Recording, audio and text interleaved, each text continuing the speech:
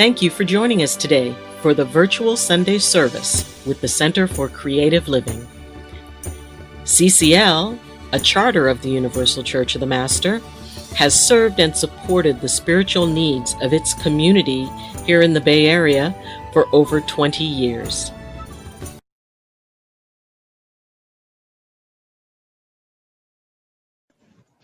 Good morning. This is Reverend Doti Boon. Welcome you to the Center for Creative Living. We've had a very difficult week, and I know many of you are grieving what's been going on in the country.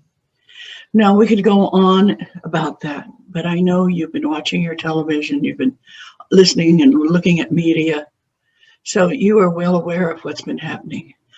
And I thought about it, and I realized we need to open up to our spirituality. So today's speaker is going to be the Reverend Lynn Rogers. She is an artist, a writer, an intuitive, and we're so glad to welcome her here. She's going to talk about the spirituality of writing and art. Time for us to look inside. Where's your spirituality? Is it in prayer? Is it in taking walks on the beach? Is it listening to the breeze in the trees? Wherever you find your spirituality, right now, reach out to it. Because this is a time where you are alone in your mind, in your thoughts. And we want you to bring in the Creator. Whatever way you can bring in the Creator into your life, please do it. Please do it for yourself. Please do it for our life, for our country, for our children, and our planet. I want to thank you very much for doing virtual church with the Center for Creative Living. It's so important at this time to gather in unison. We'd love to hold hands with you. We'd love to hug you. But because of the pandemic, that's not possible right now. So feel us all virtually. People are on the chat room right during church and a little bit after.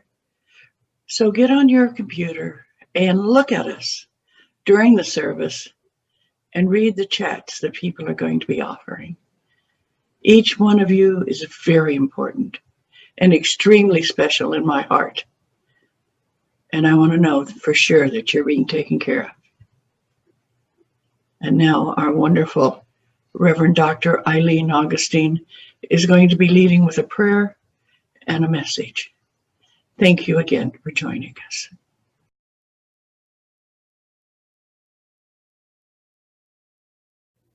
Well, good morning, everyone.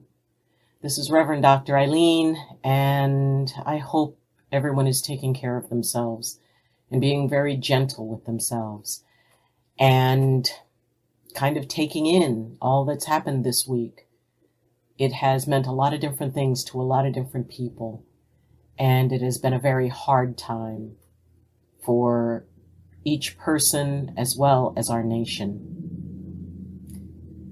It's difficult to try to figure out, what will make us feel better and what will keep us balanced and what do we need to say and what do we need to hear. This is a unique situation, and there really is no one thing that you can say, no one thing that you can hear that will just be the magical solution to bring back peace, because that is going to take a while to come back. And as each person takes in what this means to them, how this uniquely has affected their well-being and their perception of the world around them, it's important to consider a few things. One, that the enraged, frightened, and sobbing, wounded inner child within each and every one of us needs a hug and needs to feel safe and needs to feel as though they are going to be all right. And even if you give yourself a big hug and say, we're going to be okay. It's going to take time. And as things kind of come back together, as things sort of unfold, the important thing is that we witness, that we acknowledge our pain, that we acknowledge the hurt we're feeling, that we acknowledge everything we're going through, because that's a part of the grieving process. This has caused grief. This has triggered grief. And we need to be able to embrace that, to acknowledge it, and to say, it's all right for me to be grieving this, whatever perspective you're coming from. And at the same time that we honor and please, if you're having a very hard time with this, seek help, talk to someone. This is huge. So make sure that, you're not isolating yourself and your thoughts. It's good to have someone to speak to. And I would highly recommend that, folks get in contact with, maybe the Center for Living with Dying, because grief isn't just about a person's life ending. And so it is so sad that lives were ended in this process. And as you take care of yourself, as you consider what it is that you need in order to make it through, just the next little the rough patches, make sure that you're witnessing, because one day all of this will be taught. One day children will be hearing about this. And it is our responsibility to make sure that what future generations hear about this is correct, that it's not glossed over, that it is not minimized. Those who fail to learn from history will repeat it. And my prayers are that this not be repeated. So let us make sure that we take every single lesson we can from this so that we can teach to the next 7 generations and beyond how democracy does not work. And that we pray for everyone, that Creator, however you or anyone else envisions that being, that being lights a tiny little light in each heart, and that light will grow, and that we will be able to look at one another through the eyes of our Creator, and that we can find peace, and we can reach out with an open hand as opposed to a closed fist. These are important lessons, and it's an important time, and times like these are the ones that we have all been training for. So it's time to come off the bench. And, for those of you who have, maybe, a little bit of, questioning in your mind as to exactly what you can do to change this, what you can do in such an overwhelming situation. Well, the first thing you can do is pray. Prayers are heard. Prayers are powerful. Prayers create change. And never forget to pray for yourself, because we are each a part of this. And as we heal ourselves, as we find our peace, as we give ourselves time to grieve and move through, and then we can begin the work of change. Well, as long as we can do that within ourselves, then that creates a rippling change throughout all of humanity. Yes, I am hurting over this. Yes, I am saddened by the loss of life. And yet I still believe with absolute certainty that we are one of the most amazing species on the planet, that we have the capacity to create change and to move forward and to protect and to nurture and to grow and to heal. We can choose that. And it comes from each and every one of us making the individual choice for that choice to become a part of the reality of humanity. So, as we look at the work that is ahead, and honor what was lost within each and every one of us. It's important that we trust the one who is overseeing all of this. And as my mother used to say, I don't know what's in the big book, but I trust the one who wrote it. So take a nice deep breath in, and as you exhale, allow anything weighing on your body, your mind, your spirit to fall into that little imaginary basket next to you. That is your care basket. Because in this space and at this time, you don't need to hold on to those things. Dear, blessed, and wonderful Creator, we thank you for this day and we thank you for our lives. We thank you for all the blessings you give in each and every moment and with each and every breath. We thank you for the lessons that were learned over this past week. We thank you for us being able to see the things that we need to put our energy into transforming.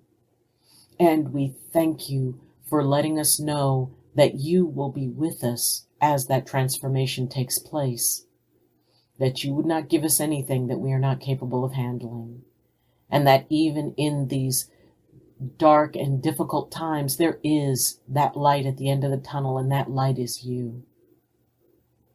Thank you for loving us so much that we know we can trust you.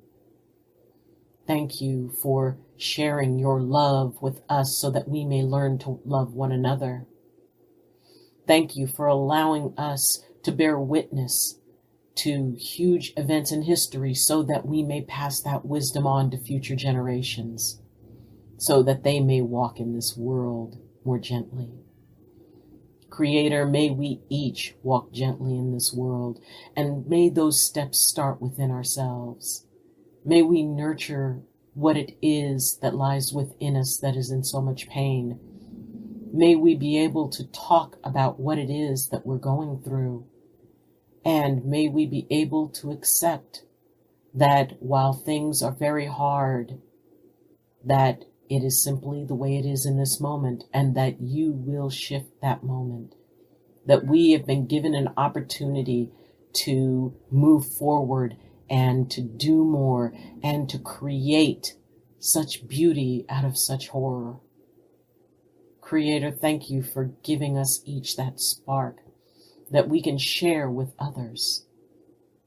And Creator, thank you for allowing us to be able to see, to be able to be nurtured, to be able to both show and receive compassion. Creator, thank you for reminding us that we are better than this, and that every being carries both light and shadow. And as we acknowledge that, we can be able to stand in that light because it is what we choose. Creator, thank you for trusting in what we can be and believing in us that we can grow and we can learn. Creator, thank you for everything you give and everything you are. And whatever it means to you, we hope you have a wonderful day. For all your creation to the next 7 generations and beyond, Aho Mitak Oesin, Ago, Ago, Ago, by earth, sea, and sky. Namaste, Shalom, Assalamu Alaikum, blessed be, and Amen.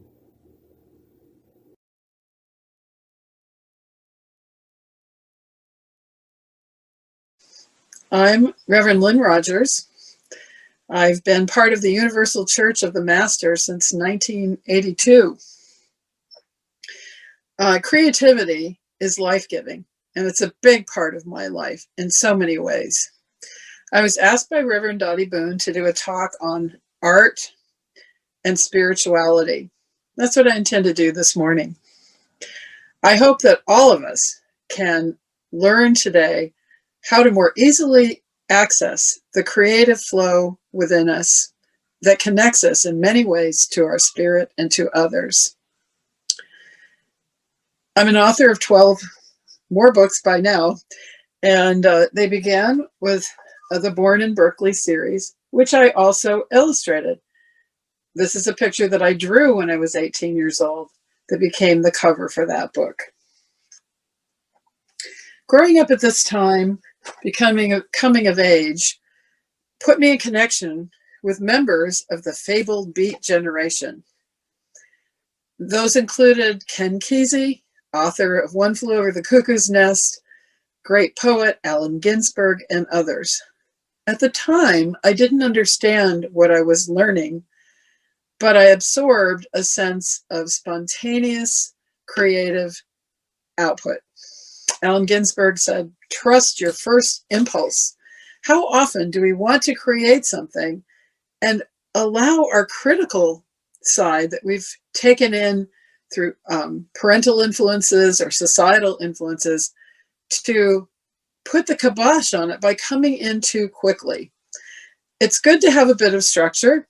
It's good to have a helpful editor, some skills in art, but it's important not to shortcut that intuitive flowing connection.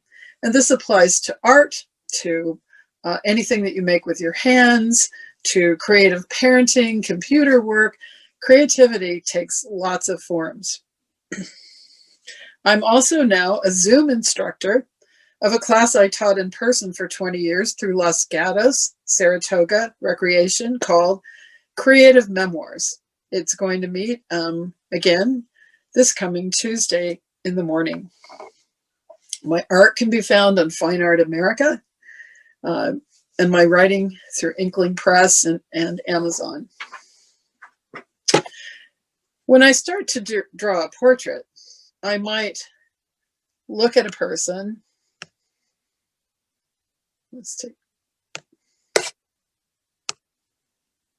And see how I connect with that person. Here's a man familiar to us because of the Black Lives Matter movement that emerged after his unjust treatment and tragic death.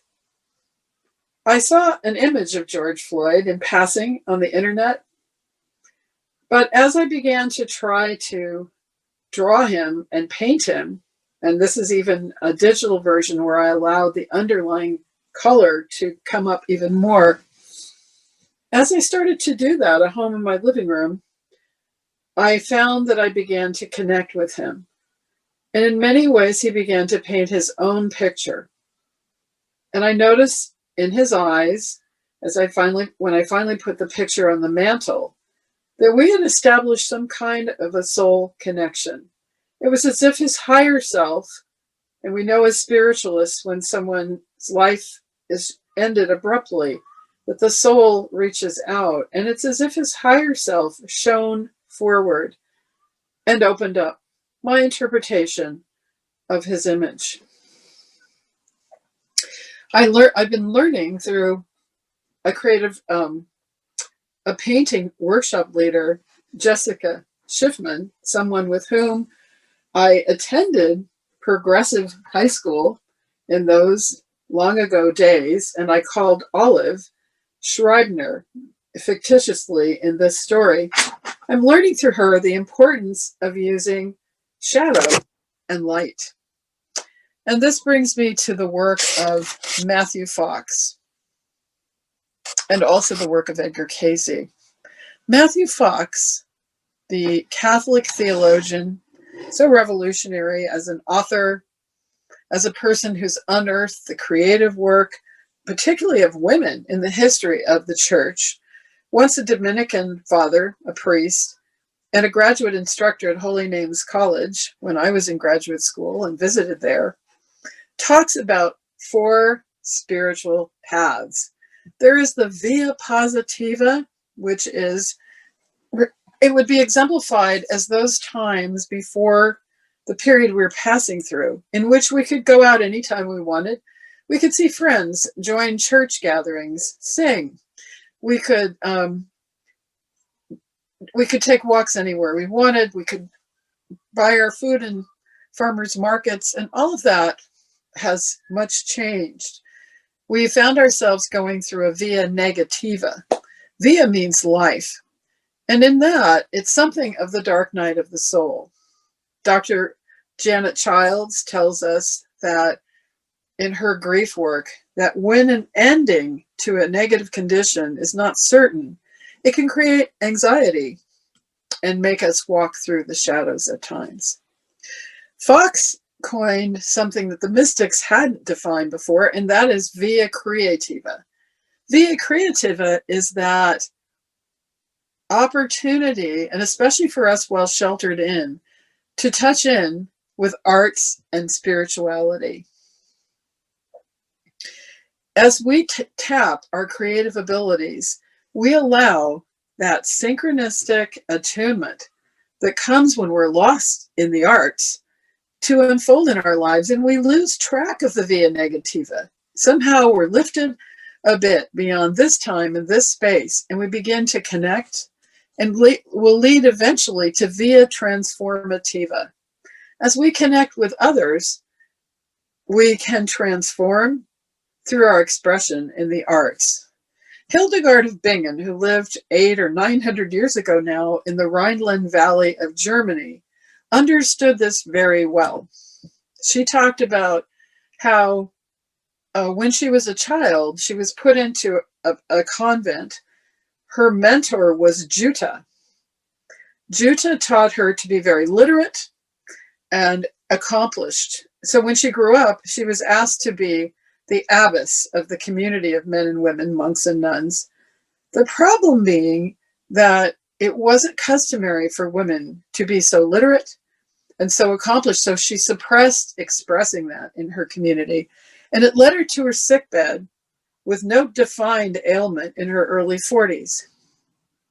One night, the light came to her and it said, "Hildegard, speak and write what you see and hear." So she got up from that sickbed and she composed mandalas. And she and the monks and nuns created these wonderful mandalas. Carl Jung, the depth psychologist, said they were the best mandalas ever created, but they had elements in them of 21st century physics, of Aztec civilization. They were incredible because she had come to that place of connection through the arts in which she lifted beyond her time and her space into the infinite. She also composed some chants, and it was a little harder for women of those days to be recognized as composers. As it turned out, in the last few years, her chants have risen to the top of the classical musical charts in this country and worldwide, which really tells us that as artists, don't be too concerned about the outcome. Continue and persist. She wrote books on holistic healing and dispensed holistic remedies from the back door of the monastery. She was an incredible person who Matthew Fox memorialized through a series of books from Bear and Company. She teaches that this is there is a point where spirit takes over. She said that the spirit moistens the flesh. She connected men and women, nature and spirit, in ways that we are only fully expressing today. There is an alchemy in art that is very hard to describe. It has elements of synchronicity, meaningful coincidences.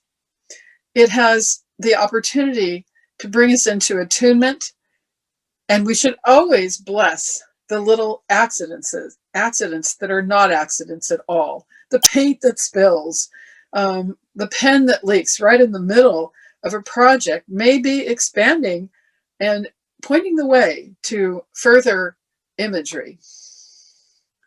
I always start with a feeling. Even if I'm given a subject to paint, I have to find a way to connect. And when I begin to feel, after doing the initial structural things of finding out where a face might fit on a page, finding out whether the head is tilting this way or that, up or down, and how it changes the features, being mindful of light and dark, there has to come a moment when I feel something for the subject, and maybe the subject reaches out to me.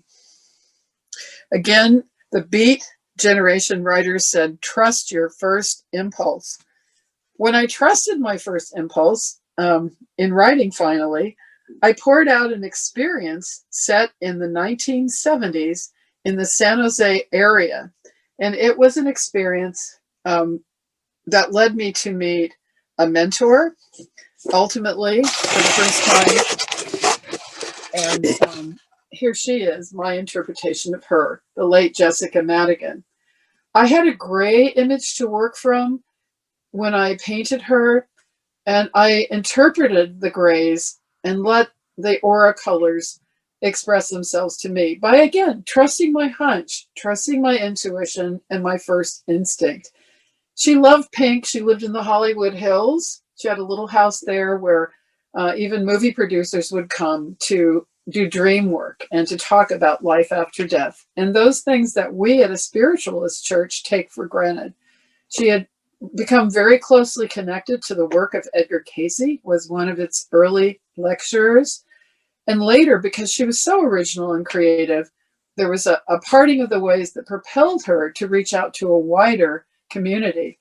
Today, I'm having the opportunity, well sheltered in, to help return her work to that organization through a fine new archivist who's arrived and who looks very much like a reincarnation of Edgar Cayce's own secretary.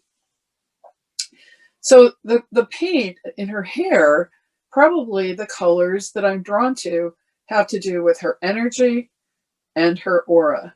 But certainly it's an interpretation of a mentor. If I had censored myself and said, well, you can't really have read before and on her clothes, and allowed my analytical mind to come in too soon, it might not have been so much fun to do.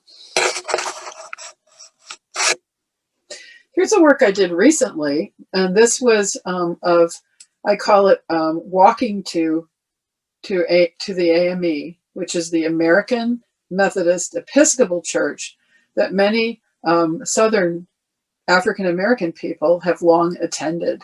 When I was in graduate school at Edgar Cayce's Institute in Virginia Beach, I attended such a church. When I look at this picture, I saw, and I'm not sure I did justice to it, I saw a little apprehension in the face of the child. Someone must have rushed up to take a photograph, but it could have been in days when it was a bit threatening to have someone take your photograph if you weren't sure what group they belonged to and how they viewed you. So I thought the child reflected some of that apprehension. And as I painted the mother's feet and shoes, I began to feel how I just sensed kinesthetically how hard she worked and how far she walked as she protected her child and greeted life as optimistically as she could.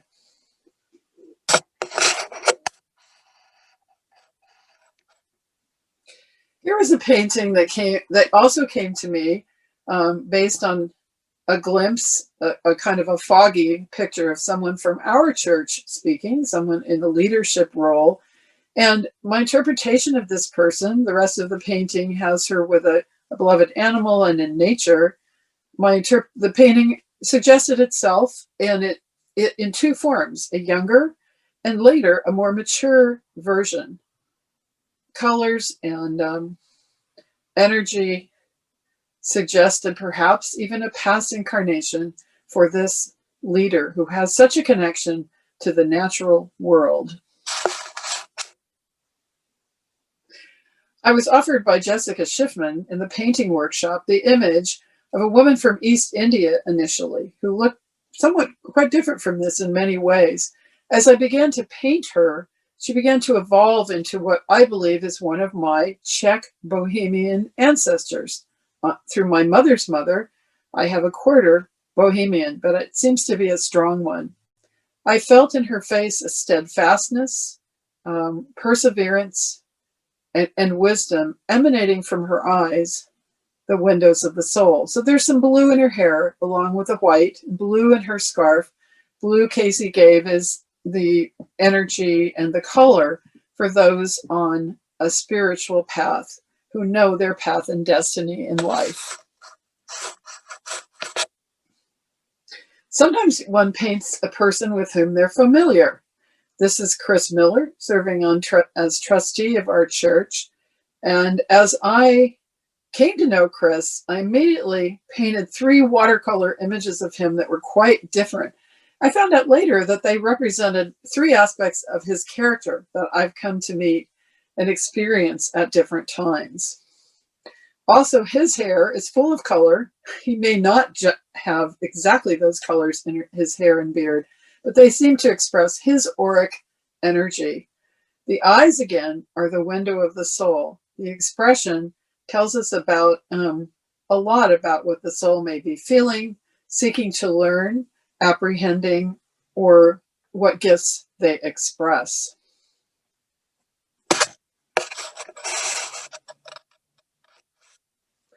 There was a recent, a couple of images that I was offered, and as I began to explore these women, not dressed in the, obviously, costumes of the 20s. I didn't know if perhaps they were a mother and a daughter.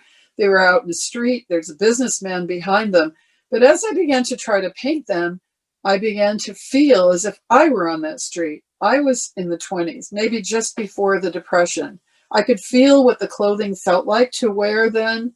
I could feel the mores and customs of the time and sense some of the dynamics in the street and the economic challenges to come.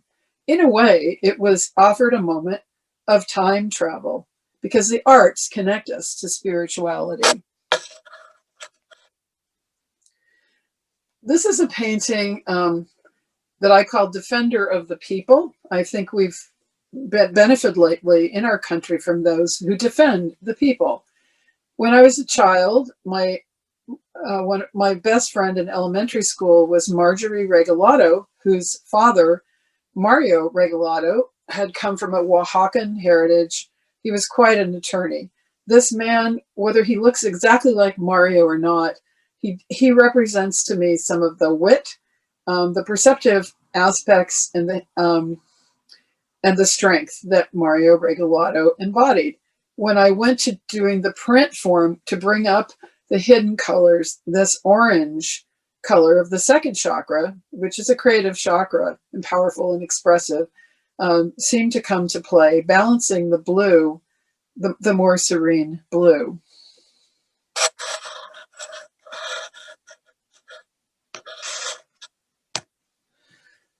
Recently, I tried a picture of a mature James Taylor, a 70s musician. He, ironically, is part of another side of my family. I've been researching my connection to American colonists, an Avery group who settled New England beginning in the 1620s. And I put this picture up on the Avery Memorial Association website to discover that the characteristics that I had sort of exaggerated, his nose and chin area, are very characteristic of the Averys through time. And so a number of people said, oh, he looked something like my father, and it became a point of discussion. I'm still exploring the portrait. To the left of it, I may have a charcoal sketch of his countenance in his youth as a musician. I enjoy painting maturing people. That might not be the custom right now in our advertising, but I find it much more interesting, and I find levels of beauty that are hard to acquire earlier on. This painting, inspired by Fred Astaire, also reminds me of my paternal grandfather, who later married Bessie Avery of the Colonists. He, on the other hand, came up out of London. There were a few secrets and adventures in his early life that ancestry is unearthing for me. And I'm finding, very much feeling a creative connection to him.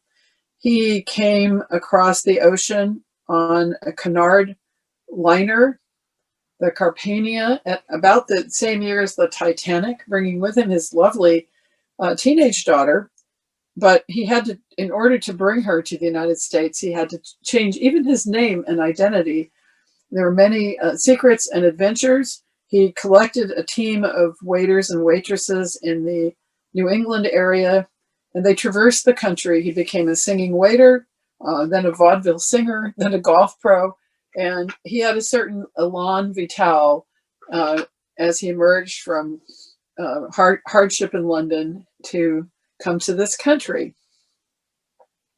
So each of these paintings, in a sense, helped paint itself.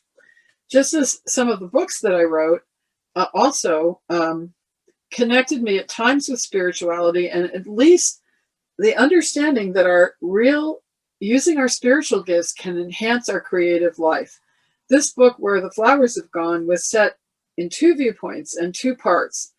In the Mid-Peninsula, San Francisco Bay Peninsula, where I grew up, Menlo Park, and also the love interest emerging from East Palo Alto at a dynamic time after the Beats and just before the hippies are coined. It begins. It is a bit steamy, as befits the time. But in studying ancient goddess traditions, I learned that spirituality and sexuality are not completely separate. So did Matthew Fox's Hildegard of Bingen story accentuate. He said that our division or dualism of body and spirit began much later, but the teachings of Christ, for example, really were full, and in Judaism, and in so many traditions around the world, Hinduism, so many, certainly in the goddess, ancient pagan traditions, nature and spirit were one. This is an academic look at that concept, but in it, art played a part. Sometimes it was just a quick sketch to illustrate a point, or it was a photograph, and it made a drier work. So it will show up more interesting. The divine feminine is mysterious. It's not. It's coming in and out as it seeks to wink to us. In these books, A Burst of Sunrise, Side Roads, and others I'm still working to complete, I explored the concept of twin souls, but using some of the angst of the baby boomer generation, having sprung from the 60s exploration in relationships, and allowing characters to encounter each other who felt they had that a priori relationship. And what could that mean?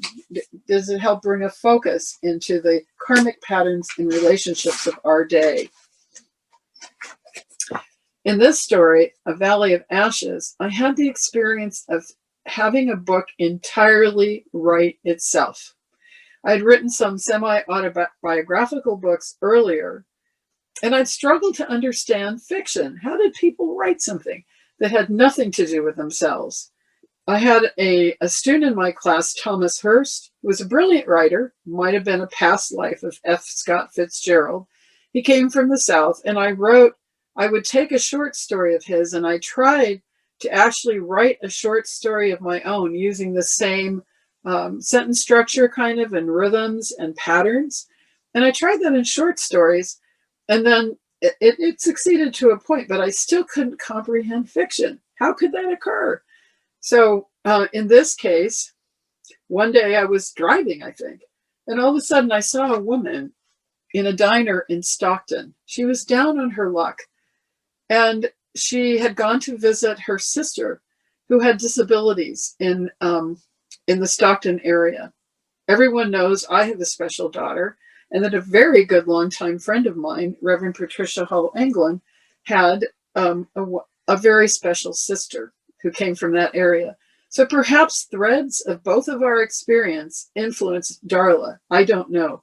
But on Darla's way back to, after visiting her sister, being low on money and gas, I had Darla just told me that she stopped in a diner and she was attuning to her mother, Rose, who had passed over. Rose loved her, but her life was spent caring for her special daughter.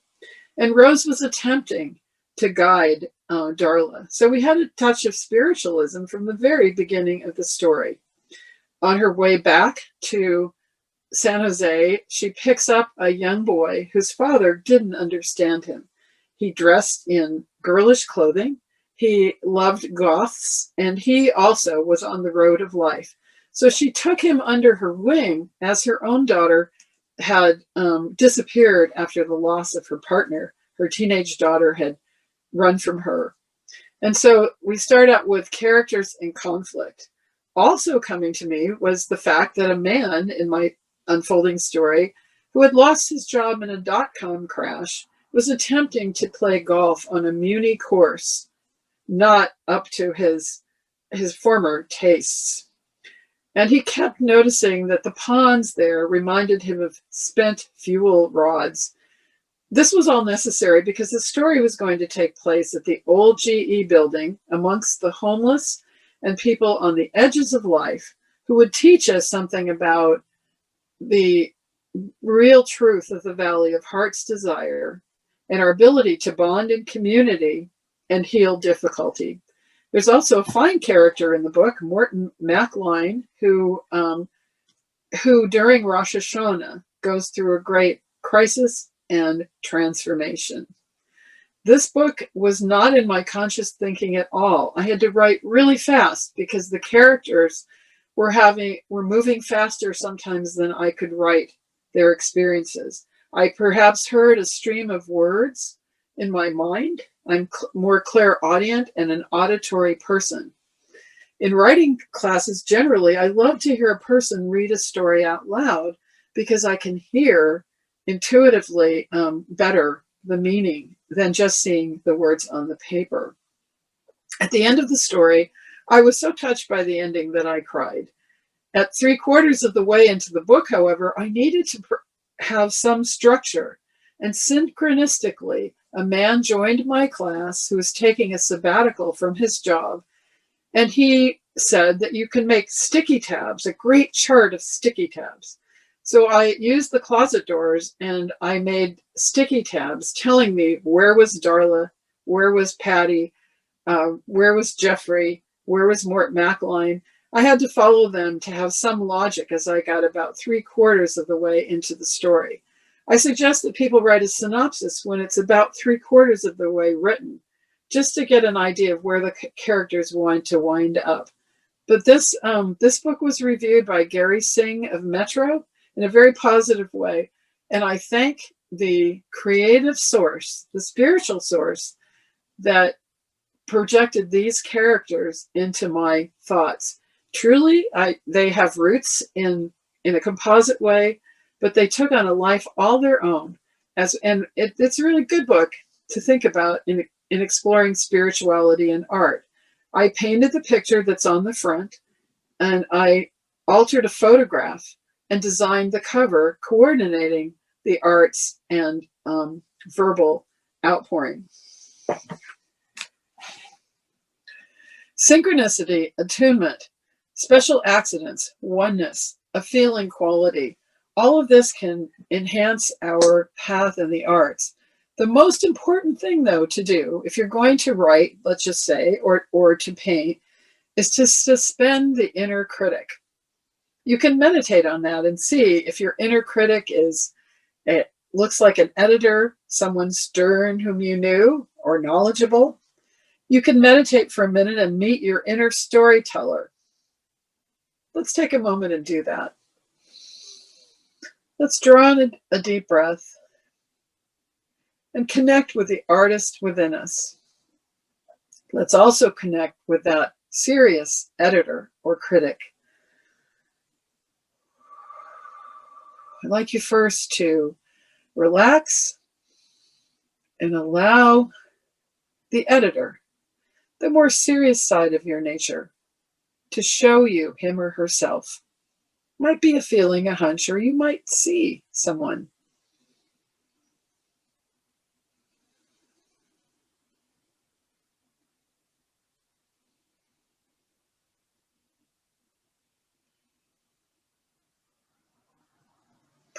And we greet that side because we need structure eventually. But we also can let that part go to wait for us somewhere that editors and critics like to wait, maybe a library or coffee shop. And now let's take a moment and draw in a deep breath and meet the artist within us, the playful storyteller, painter, woodworker, cook, that playful, spiritual, creative side of our nature could be in a human form or an animal form, adult or child. Take a moment and experience that. Even an angel.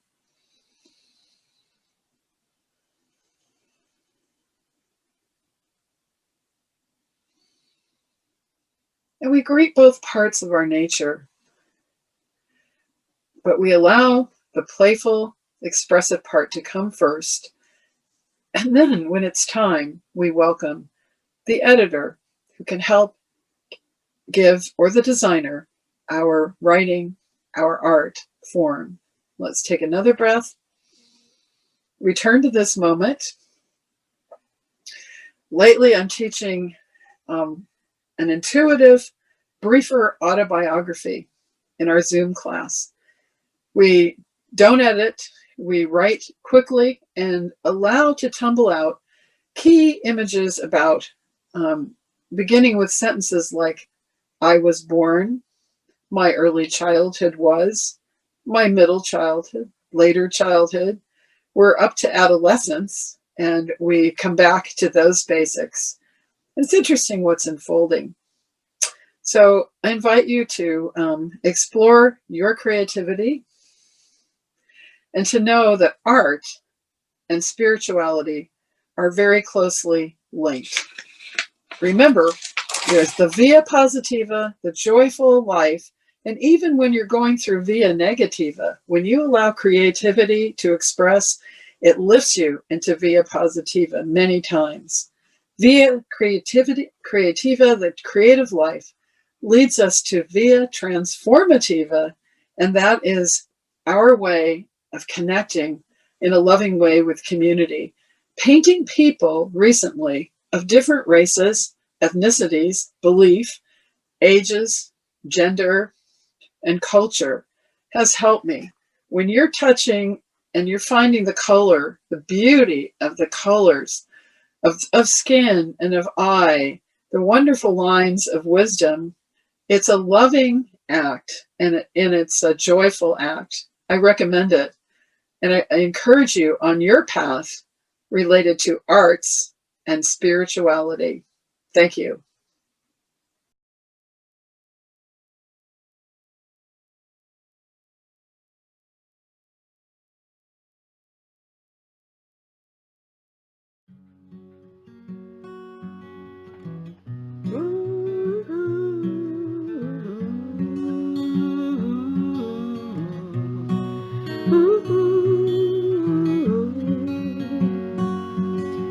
Grounding in the flow,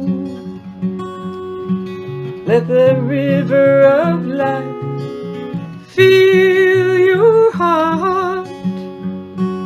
We're grounding in the glow, the group of hands that helps us start,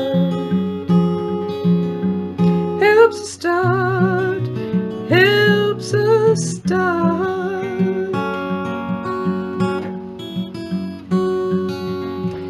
Lighting the future with our dreams and hopes, counting the acts of kindness we show, bringing home the truth that calls us to know.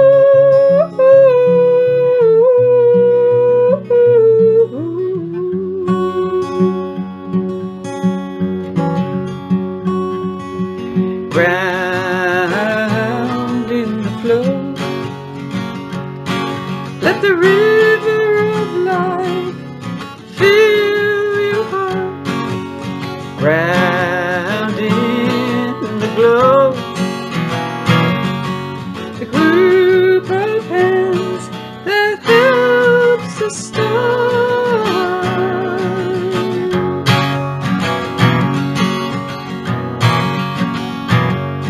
Well, justice is on its way. Healing's got something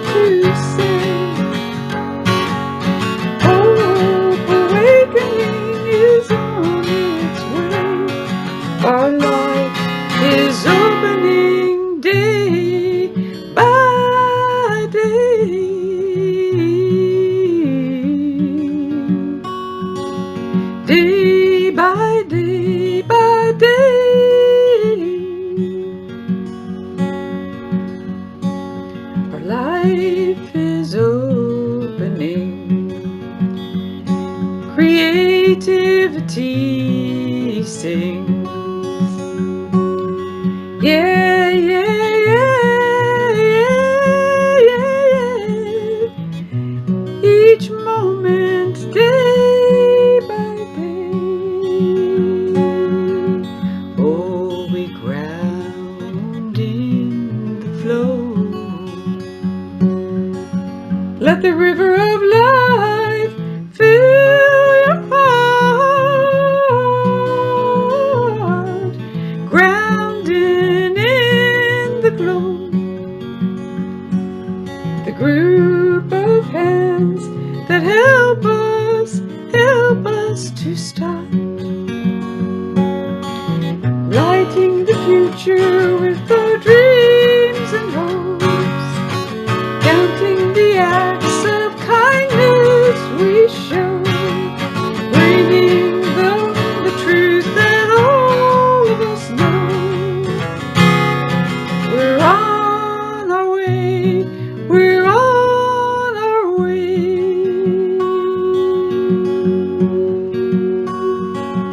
Justice is on its way.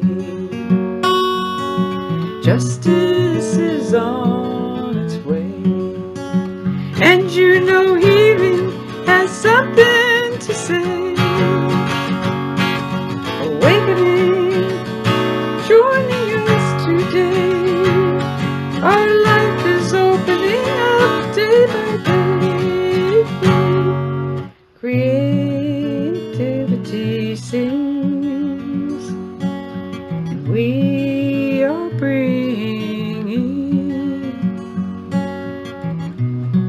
the river flows, the light glows, and we know we're grounded in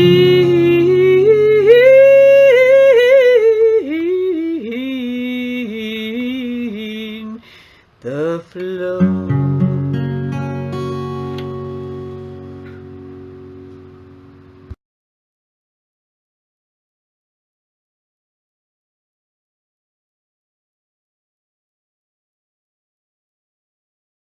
Thank you for joining us for this celebration of faith and fellowship. We'll be back next Sunday. And for those of you, if you have any questions, comments, or concerns, you can leave them in the comments section. If you appreciate this video and the work that the Center for Creative Living is doing, please press like on the video. You can share the video, and also please subscribe, because that will help this community and the church grow. Remember, in these difficult and challenging times, the opportunity to give and support an organization that has done so much for the community is tremendously important. Please help the Center for Creative Living continue in the wonderful work that it does. We will make it through this. We will be stronger for it. Our faith will carry us. Be blessed, be safe, and have a wonderful week.